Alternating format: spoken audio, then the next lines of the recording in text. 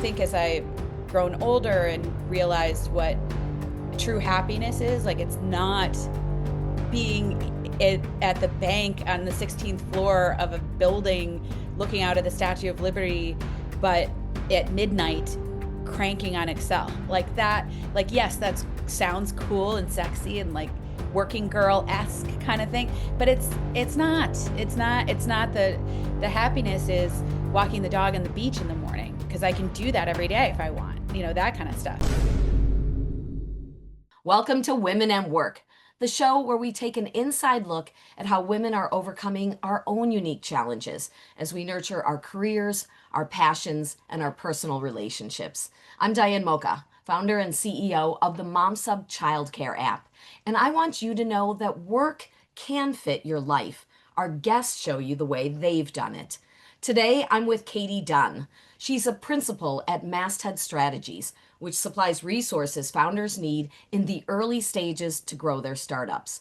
She's also been in top positions in commercial real estate at banks and financial firms, areas where women may be marginalized. Thanks for joining me today, Katie.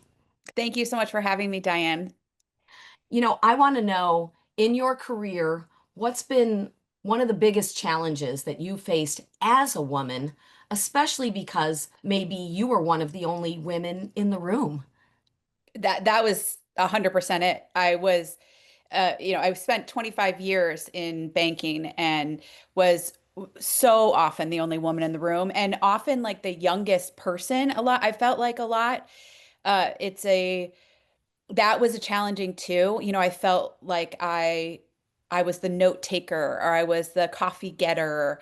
Even in situations where I was the vice president and there were men that worked for me in rooms that it would still fall to me to be the one to do that kind of thing until I put a stop to it. Frankly, I said, I've done this. That's not my job. Have an admin do it, have one of the associates or analysts do it. But yeah, it happened all the time. I mean, it was there's so many things that go into that. How you're treated, how, what you get invited to, I was invited to one golf tournament in my career, one, and it was for women only. The exclusivity things. Like, and I'm not a big golfer anyway, but just no one ever would ever invite me. Those kinds of things. And a lot of business in the banking world and commercial real estate happens on a golf course, at a bar, even at strip joints, let's be honest. And so, would you consider that the Old Boys Club was active and exclusionary, and that affected your career in any way, or did it just hurt your feelings? It definitely affected my career, I think. I made the decision to leave that world about 3 years ago, when I was told I would never be promoted. And that was after I had just run a deal for my company where the largest real estate deal was getting done at the time, and it was a bunch of banks were coming together to finance this huge acquisition.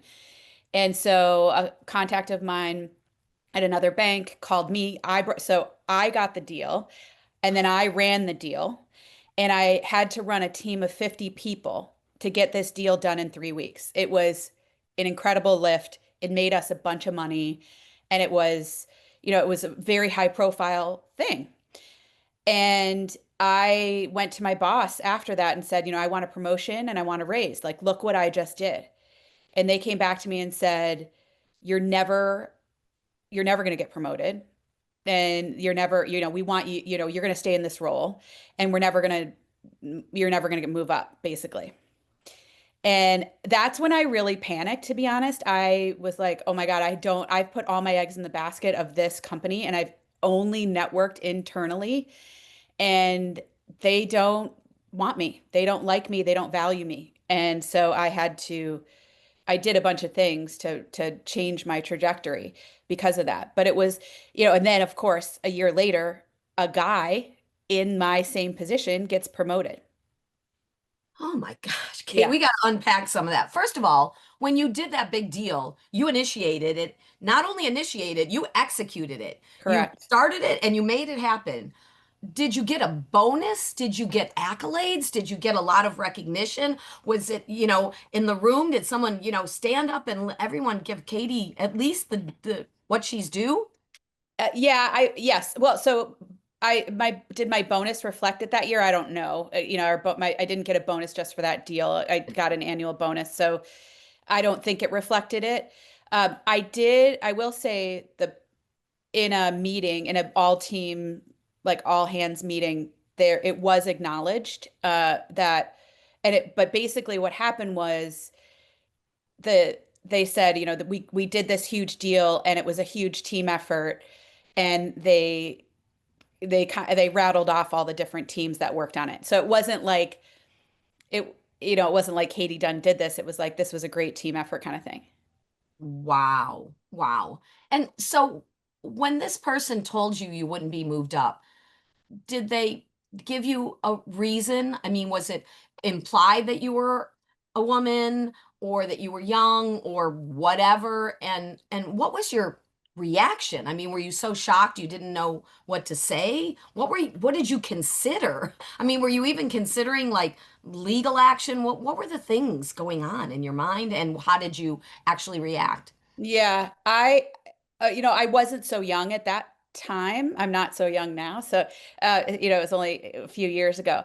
Um, I, I was really angry, to be honest. That was the first emotion. And it was anger for not feeling like I was anger at them for not recognizing my contributions, but it was also anger at myself for did I what I tried to figure out, like I felt like it was my fault, and what I internalized a lot of it, and what did I do wrong?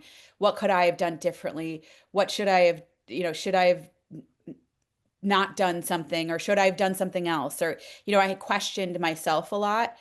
I get, like I said before, I was really mad at myself because of the fact that I had put so many eggs in the basket of that firm. Like at the time, I thought I would retire from that firm. Like I liked what I was doing. I thought I thought I had a path towards doing more and adding more value.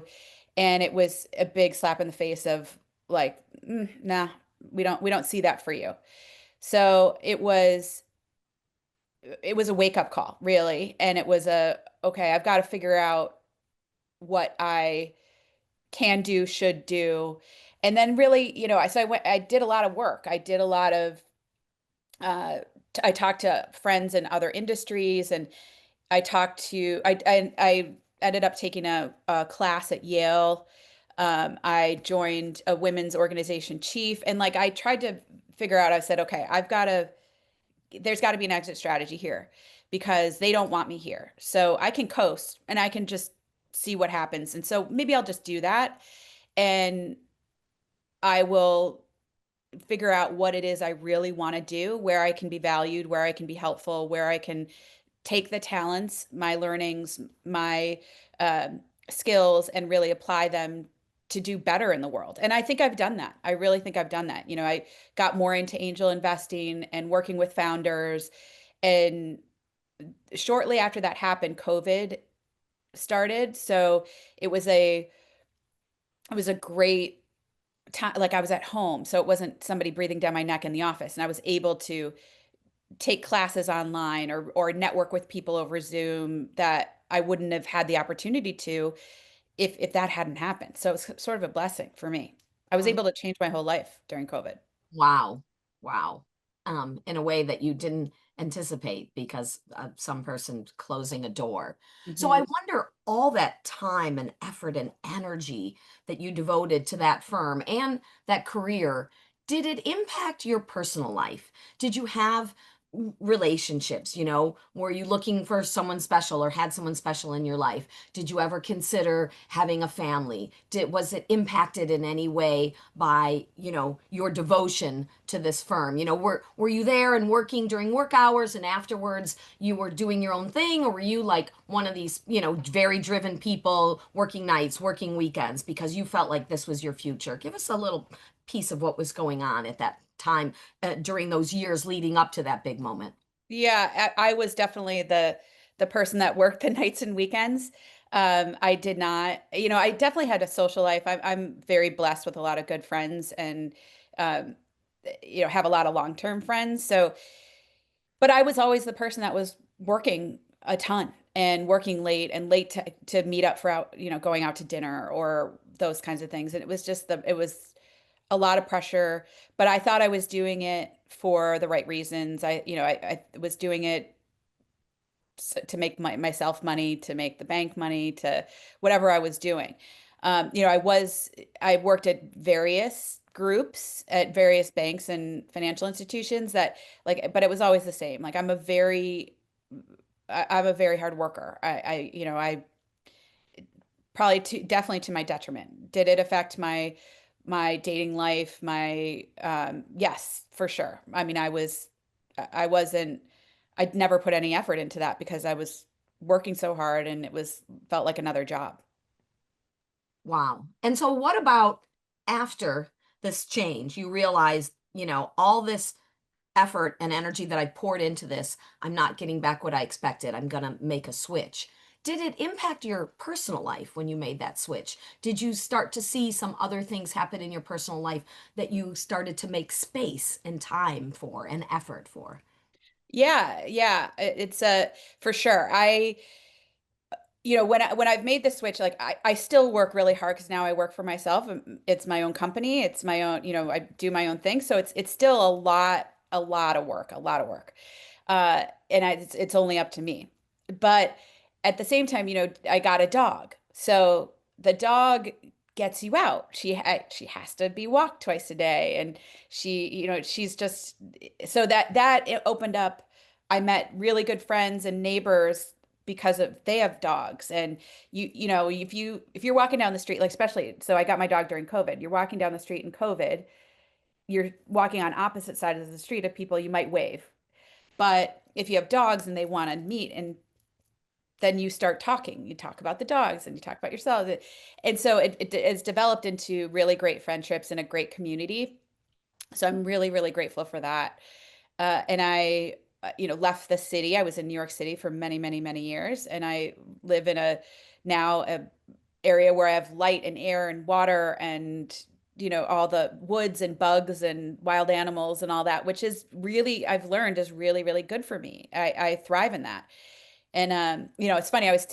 I was with my parents in March during the 5-year anniversary of COVID starting, and my dad said, do you think your life has changed since COVID? I was like, yeah, 100%. I'm a much happier, healthier person.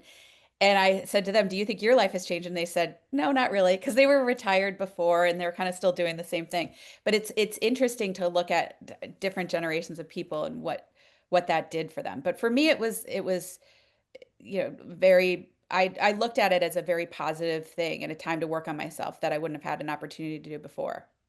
And it wasn't so much COVID that changed your life. It was this, trajectory of what happened with your career. So you were in New York City working for these high-powered firms, Hmm. and you had been living in Manhattan, I'm guessing, Hmm. for a Yep. long time. And so you're a city girl and you think of yourself that way. That's your Yeah. identity. I'm a New Yorker. Yeah.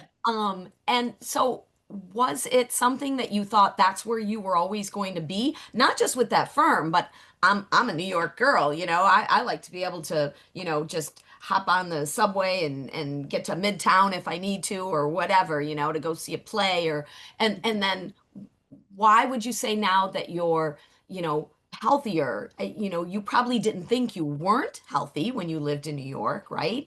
Um, and how different is this from the identity that you had and that you thought was going to continue in your life? Yeah, that's an interesting question. I think I always like, yes, I love the city. I grew up in Minnesota around lakes and water and being outside all the time, even in winter. My grandparents had a cabin on a lake that was literally a log cabin that I feel like I've recreated those things now where I live. And so, I definitely enjoyed the city, and I love that I know New York City so well, and I love that, I'm 2 hours, 3 hours away from the city, so it's always there if I need it.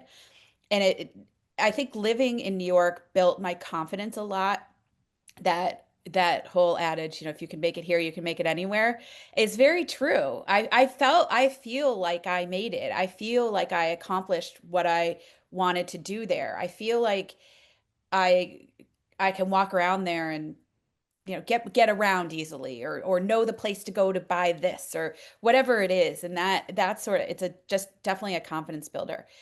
But I think as I've grown older and realized what true happiness is, like, it's not being at the bank on the 16th floor of a building looking out at the Statue of Liberty, but at midnight cranking on Excel. Like that, like, yes, that sounds cool and sexy and like working girl-esque kind of thing, but it's not the happiness is walking the dog on the beach in the morning, because I can do that every day if I want, that kind of stuff. So definitely been a priority shift, I would say. And when you were there at midnight, were you one of the only people there? Were there a lot of others working and burning that midnight oil? It depends. I mean, it depends. It would depend on Hmm. time and the You were one of the most devoted.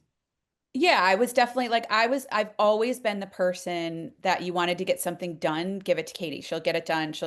She'll make it happen. She can run the group. She can lead. She's a leader.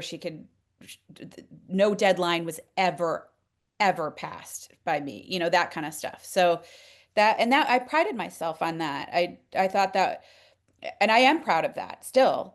But it's a lot of things, a lot of lessons and skills that I learned during those days have served me well in what I do now. So it's all builds on itself, and it all happened for a reason. And I don't, I can't look back with regret, because I can't change any of that stuff. So I choose to take the lessons and say, well, this taught me how to underwrite people, places, and things. Like, I know I can read people. I have a gut instinct about deals. I like to look at a lot of things. I can juggle a lot of things. Like, all those things I think are valuable skills that I can use today.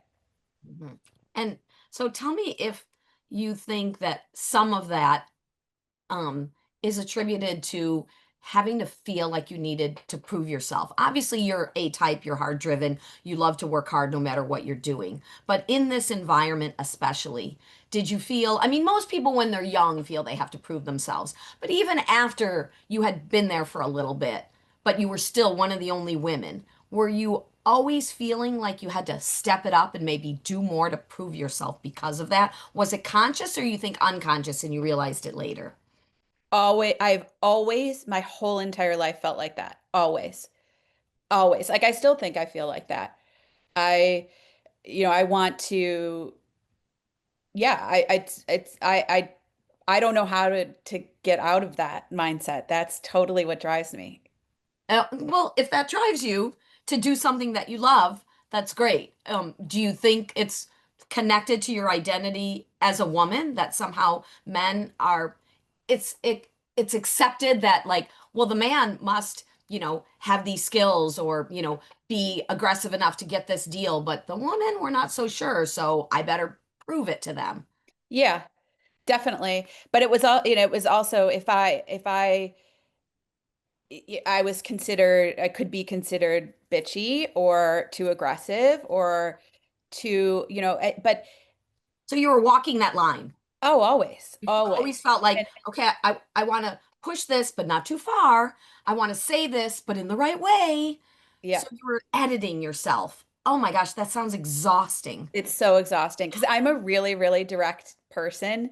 The disc, do you know the disc method? Um, it's a, Explain it's it like, to us.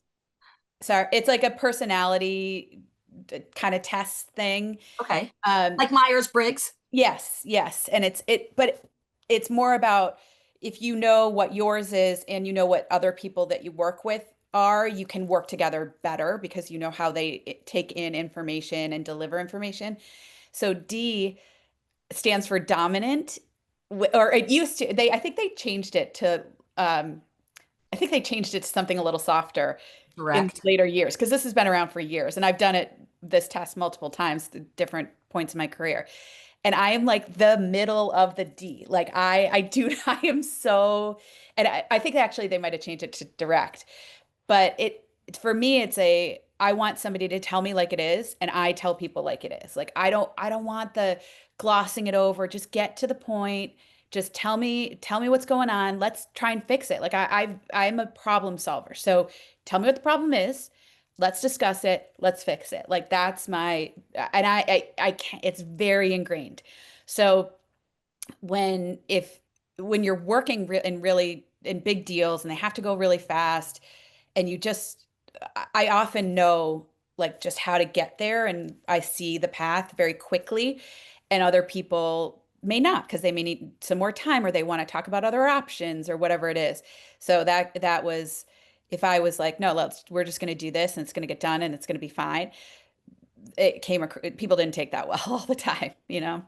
But it served you well when you directly went and said, "This is the time to ask for the promotion." And then you got an answer, whether he was vague or ambivalent Yeah. or not, that you pulled out the meaning. You didn't like go, "Well, maybe I'm misinterpreting," or maybe if another person's in that role, they'll feel differently. You were like, this is a decision that needs to be made. This is a culture impact that's going to affect me in my career. And so you knew that probably because of that aspect of your personality. I'm curious what you thought your career would look like when you were in college, when you were young, when you were thinking about who I want to be and what I want to become. Did you see yourself in New York? Was that always a dream of yours? No, actually, I started out in Chicago.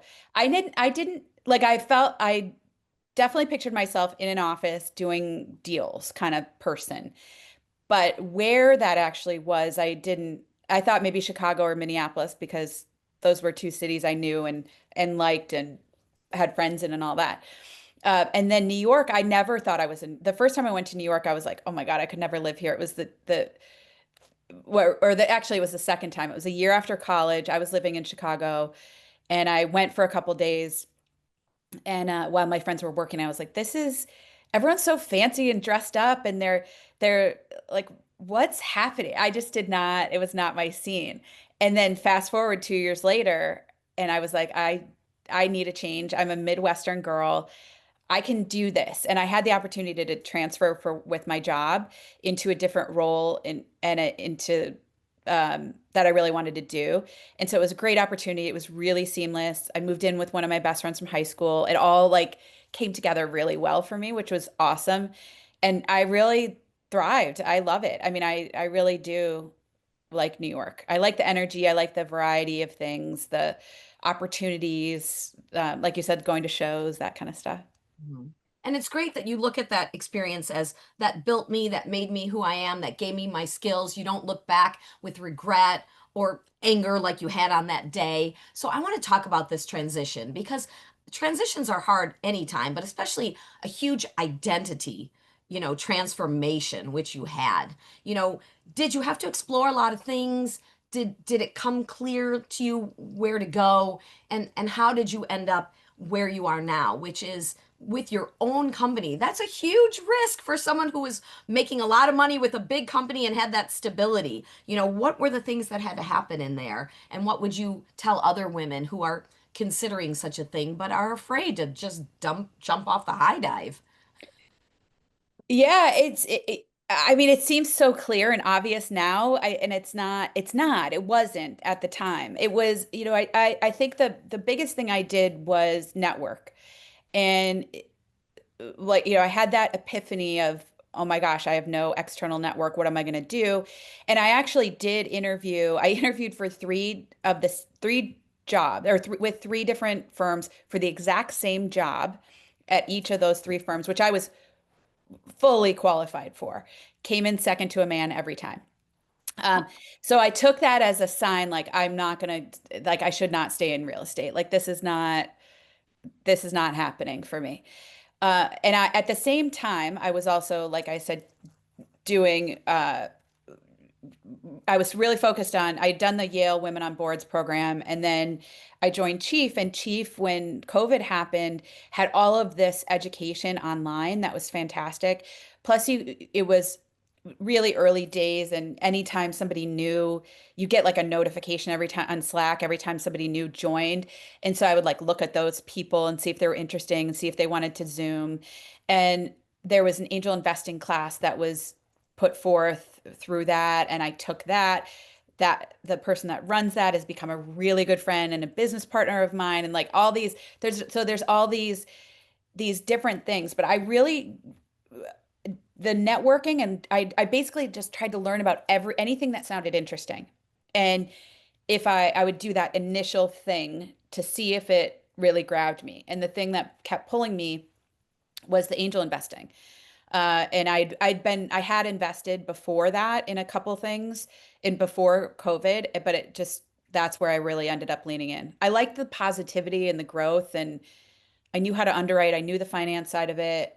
I had a different perspective to give to founders, having been in corporate, having seen a lot, just life experience, that kind of stuff. So it seems to be working so far.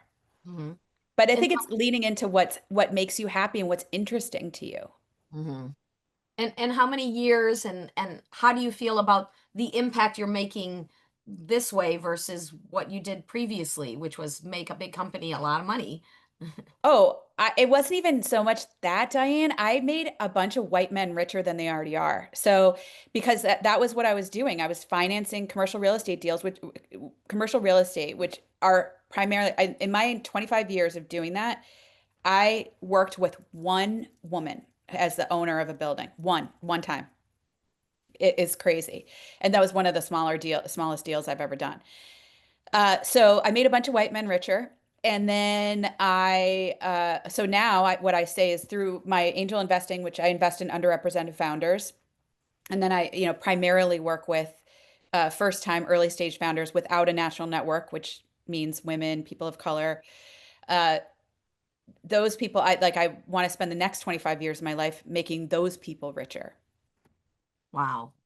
That's beautiful. That really touched me. And what they'll do with their wealth will probably be very different than what those men, did or are doing with their wealth. I And mean, so so yeah, your so many impact will founders. live on beyond just benefiting, those underrepresented founders, beyond what, the kinds of things that they're going to contribute to and bring to the world with their wealth. Yeah. Exactly. Like so many of them say to me, I want to, when I exit my business and make a bunch of money, I want to be an angel investor and help other people that were like me. And with the great wealth transfer happening, with over $1 trillion going to women in the next 10 years, 5 years, it's going to be even more opportunity for women to take the reins of how we're going to spend our money, what we're going to do with it, what impact we can make with it.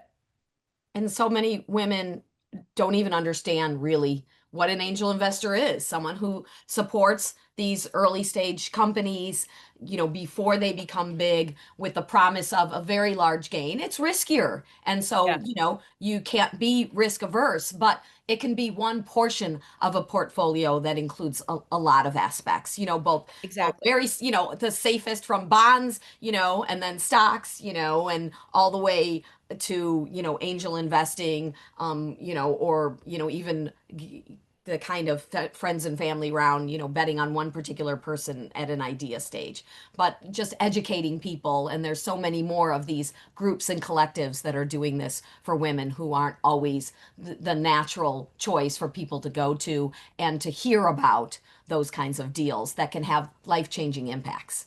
Yeah. In fact, it's funny that you were talking about this because I literally published a free guide yesterday. I had done a on angel investing for women. It's short, it's sweet, but it's like kind of a here's if you're thinking about it, here are some things to think about. Here's some basics. Here's some other resources to go and check on. The I And had where done can we a find panel. that? Where can our listeners find that? It's on my website. I will send you a link, And which you what's can your website? it's the mastheadstrategy.com, and it's Okay. under guides. So, and it's called Curious to the Cap Table. So, Wow. but Nice. yeah, I had done an angel investing or panel on angel investing for the Enthuse Foundation, which I'm on the board of, which helps startup founders and startup women founders in CPG and consumer packaged goods. So we'd done a panel on angel investing last week, and I said I'll write a blog post about some of the takeaways, and it just got so long. I was like, I'm just putting this into a real guide. So it's about just to give people, it has a glossary, frequently asked questions, list of resources, like all these things. So yeah, it's been it's I my part of my passion is not only to help founders, but to help more women who want to be angel investors do that. But you're right, it should be a part of a diversified portfolio for sure. Mhm. And I love what you're doing for the women founders and the women investors and just your education aspect and how much you want to give in general. And I really appreciate you sharing your story, especially about this transformation that a lot of women go through for a variety of reasons and how you navigated that and came out all the better on the other side. And if you were inspired by today's story, we invite you to share it with a friend, leave a review, and subscribe to meet our next amazing guest. If you want to invest in a solution to the childcare crisis and see what it's like to be an angel investor yourself, check out MomSub's equity crowdfunding campaign at momsub.com/invest or connect with MomSub on any of our social media channels. Remember, your career, your choices, and your success are yours to define. Keep pushing boundaries and spreading your love and encouragement to other women who need it.